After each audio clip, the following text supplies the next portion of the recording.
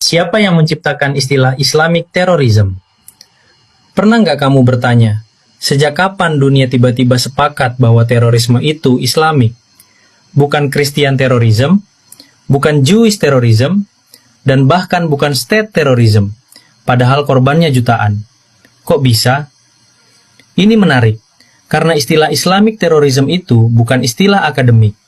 Istilah itu diciptakan secara sadar, secara politis, dan yang pertama mengangkatnya secara publik besar-besaran bukan media barat, tapi sekelompok intelektual Zionis di Washington DC dalam konferensi 1984 yang diselenggarakan oleh The Jonathan Institute dan didirikan oleh keluarga Netanyahu. Dan plot twistnya adalah Netanyahu termasuk pimpinan dalam konferensi tersebut yang melahirkan istilah Islamic Terrorism. Iya, Netanyahu, orang yang hari ini memimpin perang terbesar terhadap rakyat Gaza.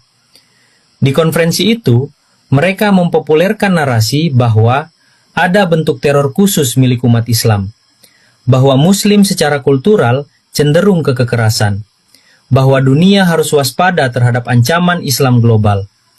Pertanyaannya, kenapa narasi ini lahir dari Zionis?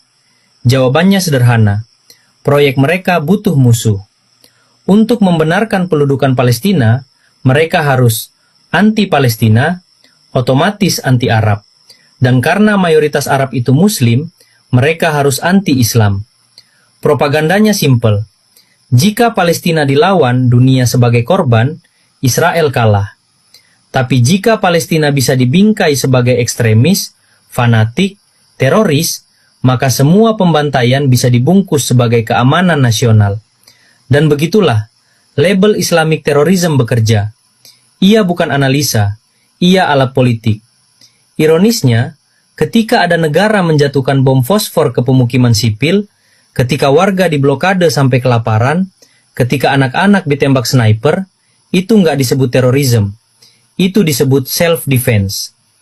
Makanya kalau kamu masih percaya bahwa terorisme itu sifat agama tertentu, bukan alat framing kekuasaan, kamu sedang memakai kacamata yang dibuat bukan olehmu, tapi oleh orang yang sejak awal memang ingin menjadikan Islam sebagai tersangka.